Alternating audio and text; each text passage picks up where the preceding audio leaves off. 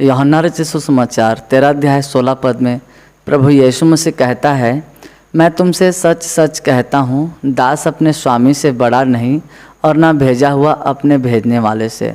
तो प्रभु यीशु मसीह के कहने का अर्थ है कि एक दास अपने स्वामी से बड़ा नहीं हो सकता और भेजा हुआ अपने भेजने वाले से बड़ा नहीं हो सकता।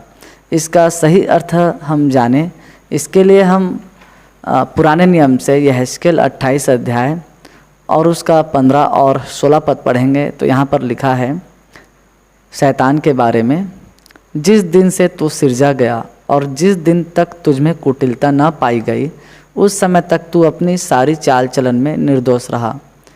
जब महान परमेश्वर ने लूसीफर को बनाया तो लूसीफर स्वर्ग से बाहर आया जाया करता था। लूसीफर के पीछे बहुत सारे स्वर्गदूत आया जाया करते थे और लूसीफर को एक कमान सौंपा गया था, अर्थात बहुत सारे कार्य सौंपे गए थे। तो लूसीफर बड़ी ईमानदारी से, बड़े ही वफादारी से अपने कामों को सच्चाई से निभाता था। परंतु लेन देन की बहुतायात के कारण तू उपद्रव से भरकर पापी हो गया।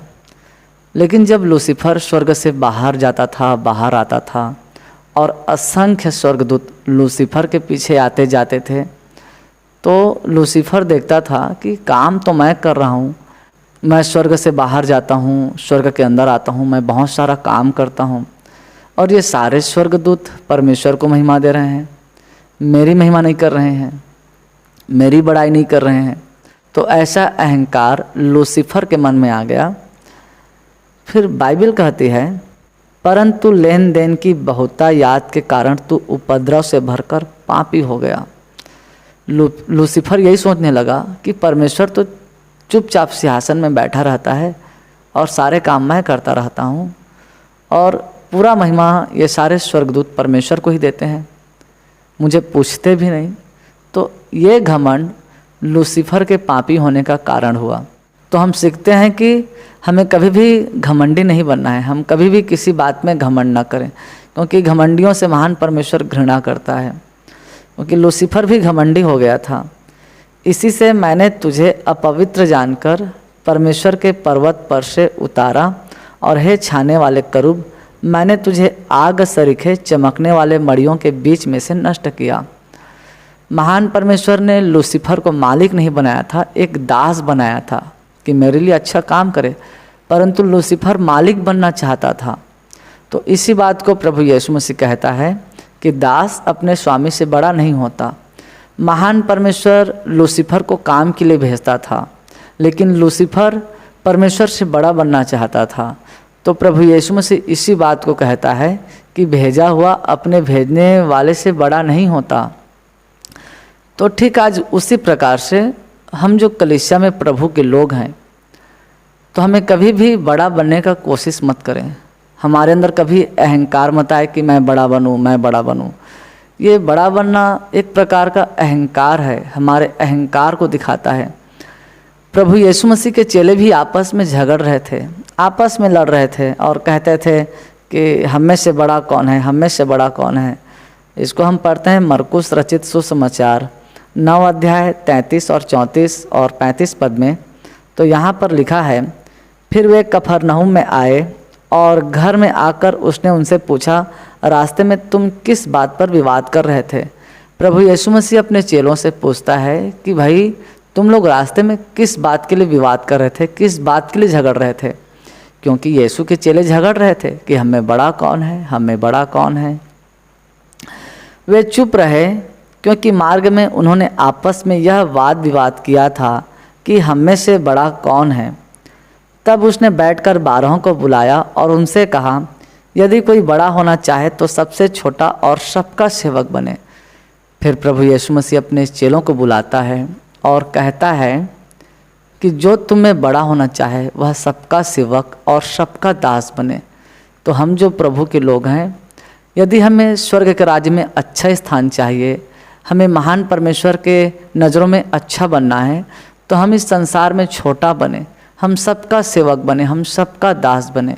हम देखते हैं कि प्रभु यीशु मसीह जो स्वयं परमेश्वर है वह मनुष्य बन गया, वह दास का स्वरूप धारण किया वह गुरु होकर अपने चेलों के पैर धोने लगा। इससे बड़ी नम्रता, इससे बड़ी दीनता और हमें कहाँ देखने को मिलेगा कि स्वयं जो प्रभु यीशु मसीह परमेश्वर है, वह परमेश्वर होकर अपने चेलों के पैर धोने लगा। ठीक आज उसी प्रकार से हम कभी भी ये ना कहें कि हम बड़ा पास्टर हैं, हम बड़ा पास्टर हैं। यदि हम ऐसा कहते हैं तो कहीं ना कहीं ये हमारे अहंकार को प्रदर्शित करता है, हमारे अहंकार को दिखाता है। कुछ लोग अपने नाम के आगे पास्टर लिखते हैं, पास्टर डालते हैं, तो ऐसा सही नहीं है। प्रभु के सच्चे लोग ऐसे नहीं होते। प्रभु के सच्चे लोग ये कहते हैं कि मैं प्रभु यीशु का अच्छा सेवक हूँ, मैं प्रभु यीशु का अच्छा दास हूँ, मैं छोटा बन के रहूँगा, क्योंकि बड़ा तो केवल महान परमेश्वर है। शैतान अक्सर नए नए चेलों को जल्दी चुनता है। शैतान अक्सर नए नए चेलों को अपने जल्दी काबू में करता है, क्योंकि शैतान जानता है कि जो नए नए चेले हैं वे जल्दी जल्दी पास्टर बनना चाहते हैं, जल्दी जल्दी अगुवे बनना चाहते हैं। और शैतान नए चेलों के मन में ये डालता है कि भाई अब तो तू पास्टर बनने लायक है, तू दूसरे पास्टर, दूसरे अगुवे के अधीन में क्यों है, तो खुद अगुवा बन जा। बाइबल इसके बारे में कहती है कि नहीं, हमें अगुवाई तो करना है, लेकिन एक समय के अनुसार। जब हम पुराने हो जाएंगे और हमारे अगुवे जब हमें काम देने लगेंगे, तब हम उन कामों को ईमानदारी से करते हुए धीरे धीरे फिर हम अगुवाई करते जाएंगे। हम ये मत कहें कि मैं अगुवा बनूंगा, मैं अगुवा बनूंगा, ऐसा कहना हमारे लिए सही नहीं है।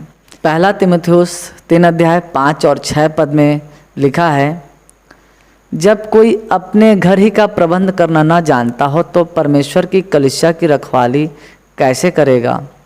बाइबल कहती है कि जो अगुवा बनना चाहता है, जो प्रचारक बनना चाहता है, वे पहले अपने घर के लोगों को अच्छे से संभाले, अपने घर के लोगों को परमेश्वर के वचन के बारे में बताए, अपनी पत्नी को परमेश्वर के वचन के बारे में अच्छे से बताए, अपने बच्चों को परमेश्वर के वचन की शिक्षा दे, अपने और भी जो रिश्तेदार हैं उनको परमेश्वर के वचन के बारे में अच्छे से बताएं और गंभीर रहें परमेश्वर के प्रति, परमेश्वर के भक्ति के प्रति, तब फिर कलीसिया की रखवाली करें। और बाइबल ये भी कहती है कि नया चेला ना हो।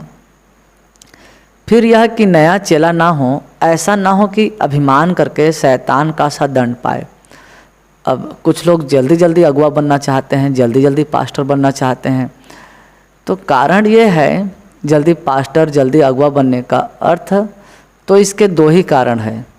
एक तो बड़ा नाम कमाना कि मैं पास्टर बन जाऊंगा, मैं अगुवा बन जाऊंगा तो लोग मुझे बहुत जानेंगे, तो ये एक प्रकार का अहंकार है। हमें अपनी बड़ाई के लिए अगुवाई नहीं करना है, परंतु हम परमेश्वर के कामों को ईमानदारी से करते हुए अगुवाई करना है, और वो भी अपने अगुओं के अधीनता में रहकर। दूसरा कारण ये है कि कई लोग जल्दी पैसा कमाना चाहते हैं कि चर्च का जो दान है वो पूरा मुझे मिलेगा, चर्च में जितने भी भेंट आते हैं, और यदि मैं अगुवा बन जाऊंगा, पास्टर बन जाऊंगा, तो ये सारे पैसे मेरे हो जाएंगे। तो ये भी एक प्रकार का अहंकार है, लालचपन है। तो ऐसे ऐसे लोगों को शैतान बहुत जल्दी चुन लेता है। जैसे कि प्रभु यीशु मसीह के तो 12 चेले थे, तो 12 चेलों में शैतान ने केवल यहूदा इस्करियोती को चुना, क्योंकि यहूदा इस्करियोती लालची था और वे भेंट और दान के पैसे में से चोरी कर करके खाता था। फिर भी जब उसका लालच और बढ़ गया तो उसने महज 30 चांदी के सिक्कों में प्रभु यीशु मसीह को पकड़वा दिया। तो शैतान ऐसे चेलों को जल्दी से अपने जाल में फंसा लेता है जिनके अंदर लालच होता है, जो लालच से सेवा करना चाहते हैं, जो जल्दी जल्दी अगुवा बनना चाहते हैं, जल्दी जल्दी पास्टर बनना चाहते हैं। बाइबल और भी आगे कहती है कि हमें अपने अगुओं के अधीनता में रहना है। जैसा कि हम पहला तीमुथियुस 5 अध्याय 17 पद में पढ़ते हैं, तो यहाँ पर परमेश्वर का वचन कहता है, जो प्राचीन अच्छा प्रबंध करते हैं, अर्थात जो अगुवे कलीसिया में अच्छा प्रबंध करते हैं, कलीसिया की देखभाल करते हैं, कलीसिया के हर एक लोगों के घर में आना जाना करते हैं, सबके लिए प्रार्थना दुआ करते हैं, अमीर हो या गरीब सबके घर में बराबर जाते हैं। एक अच्छा प्राचीन, एक अच्छा अगुवा ये नहीं कहता कि इसके यहाँ मुझे पैसा नहीं मिलता भेंट, तो इसके यहाँ मैं नहीं जाऊँगा। एक अच्छा अगुवा कभी भी ऐसा नहीं कहता। एक अच्छा अगुवा जो गरीब है या फिर अमीर है, सबके घर में बराबर जाते हैं। अब ये बात अलग है कि आज के समय में कुछ अगुवे ऐसे हैं जहाँ ज़्यादा भेंट मिलता है वहाँ ज़्यादा प्रार्थना करने जाते हैं, और जहाँ भेंट नहीं मिलता वहाँ प्रार्थना करने नहीं जाते। एक अच्छा अगुआ सबके घर बराबर प्रार्थना करने जाता है, चाहे वहाँ से भेंट मिले या फिर ना मिले, क्योंकि हमारा तो लक्ष्य जीवन को बचाना है, आत्मा को बचाना है, किसी के पैसे को ठग कर खाना नहीं है। तो बाइबल कहती है हमें उन अगुओं का आदर करना है जो ईमानदारी से कलीसिया के प्रति मेहनत करते हैं, विशेष करके वे जो वचन सुनाने और सिखाने में परिश्रम करते हैं। विशेष करके हमें ऐसे अगुओं का आदर करना है जो वचन को हमें सही रूप से सिखाता है, सही रूप से बताता है। अब आज के अधिकतर चर्च में केवल चंगाई का ही प्रार्थना होता है, केवल प्रभु चंगाई देगा, प्रभु चंगाई देगा, प्रभु चंगा करेगा, बस इसी का प्रचार ज़्यादा होता है। तो देखिए, प्रभु यीशु मसीह तो चंगा करता ही करता है, इसमें कोई दो मत की बात नहीं है। हमारा प्रभु यीशु मसीह महान है, वो असंभव को संभव करने वाला प्रभु है। तो प्रभु यीशु मसीह तो हमें चंगाई देता है। तो चंगाई प्रभु को जानने का केवल एक बहाना है। हम ये जानते हैं कि जो काम डॉक्टर नहीं कर सकता, जो काम टेबलेट और दवा और प्रोटीन और दवाई नहीं कर सकता, वो काम हमारा प्रभु यीशु करता है। तो जब हम चंगाई पाते हैं तो हम जान जाते हैं कि हाँ, प्रभु यीशु ही सच्चा है जिसने हमें चंगा किया। लेकिन उसके मार्गों पर चलना कैसे है ये हम नहीं जान पाते। तो यदि हम परमेश्वर के वचन को सही रूप से सीखेंगे, सही रूप से जानेंगे, तभी हम परमेश्वर के मार्ग पर चल पाएंगे। जैसा राजा दाऊद कहता है कि तेरा वचन मेरे पाँव के लिए दीपक और मेरे मार्ग के लिए उजाला है। तो आज जो प्रचारक हमें परमेश्वर के वचन को सही रूप से सिखाते हैं, सही रूप से समझाते हैं, तो वो दोगुने आदर के योग्य समझे जाए। हमें उनको दोगुना आदर देना है। हमें ऐसे अगुओं का, ऐसे प्रचारकों का सम्मान करना है जो परमेश्वर के वचन की हमें सही शिक्षा देता है। चंगाई को पाकर भी बहुत सारे लोग भटक जाते हैं क्योंकि वे परमेश्वर के वचन को ठीक रीति से सीख नहीं पाते। मैं जब भी अपने अगुओं से मिलता हूँ, कहीं रास्ते पर या फिर घर में, तो उनका पैर छूकर मैं प्रणाम कर लेता हूँ। हालांकि मेरे अगुए मना करते हैं कि पैर मत छुआ करो, फिर भी मैं उनका पैर छूकर प्रणाम करता हूँ। तो हमें अपने अगुओं के अधीनता में रहना है। हमें अपने अगुओं से पूछकर काम करना है। अपने घर में कुछ छोटा या बड़ा काम कर रहे हैं तो हम अपने अगुओं से पूछें कि अंकल या फिर भैया, हम अपने घर में ये काम करने जा रहे हैं, क्या ये सही है कि नहीं है। तो इसमें पूछने में कोई गलत नहीं है। अगुआ एक प्रकार का हमारे घर का सदस्य है, हमारे घर का सियान है, तो हम उससे पूछें। दूसरी बात, हम कभी भी अपने अगुओं से बदतमीजी से बात मत करें, अपने अगुओं से जमान न लड़ाएं, परंतु अपने अगुओं के अधीनता में रहें। क्योंकि हम यदि अपने अगुओं से बदतमीजी से बात करते हैं, अपने अगुओं से जवान लड़ाते हैं, या फिर हम अपने अगुए की अधीनता में नहीं रहते हैं, तो फिर हम एक सही मसीही नहीं हैं। क्योंकि जो सच्चे मसीह होते हैं वे अपने अगुओं से पूछ कर काम करते हैं।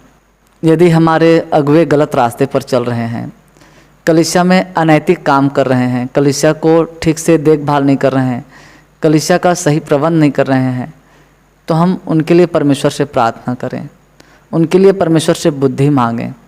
और एक दो लोग मिलकर, एक दो मसीह भाई बहन मिलकर हम अपने अगुओं से बातचीत करें बड़े प्रेम से, और उन्हें परमेश्वर की जिम्मेदारियों को सही से बताएं, सही से सिखाएं। अपने अगुओं को छोड़कर ना जाएं। हाँ, अपने अगुओं को छोड़कर जाना ये कोई सलूशन नहीं है, परंतु हम उसे परमेश्वर के हाथ में सौंपें और उनके जीवन के लिए हम परमेश्वर से प्रार्थना करें। क्योंकि शैतान का सबसे ज़्यादा अटैक अगुओं पर रहता है, क्योंकि शैतान जानता है कि अगुआ जो रहता है वो कलीसिया का खंभा होता है। एक बार यदि अगुआ टूट गया या फिर गिर गया तो कलीसिया बिखर जाएगा। तो हम शैतान को काम करने का अवसर न दें, परंतु अपने अगुओं के लिए प्रार्थना करें। यदि हमारे समझाने के बावजूद भी हमारा अगुआ सही रूप से कलीसिया को नहीं चला रहा है, सही रूप से कलीसिया की देखभाल नहीं कर रहा है, अपनी जिम्मेदारियों को सही से नहीं निभा रहा है, हमारे प्रार्थना करने के बाद भी उनका जीवन नहीं बदल पा रहा है, तब शायद हम कलीसिया को छोड़ने का मन बना सकते हैं। और फिर हम परमेश्वर से प्रार्थना करें कि हे महान परमेश्वर, प्रभु यीशु मसीह के द्वारा मुझे मार्ग दिखा, मुझे सच्ची कलीसिया के बारे में बता, मुझे अच्छे अगुए के बारे में बता, जो कलीसिया को ईमानदारी और सच्चाई के साथ आपके डर और भय में चलाता हो, तो महान परमेश्वर जरूर आपकी अगुवाई करेगा। तो महान परमेश्वर इन वचनों के द्वारा आपको और आपके पूरे परिवार को प्रभु यीशु मसीह के नाम में आशीष प्रदान करे। आमीन।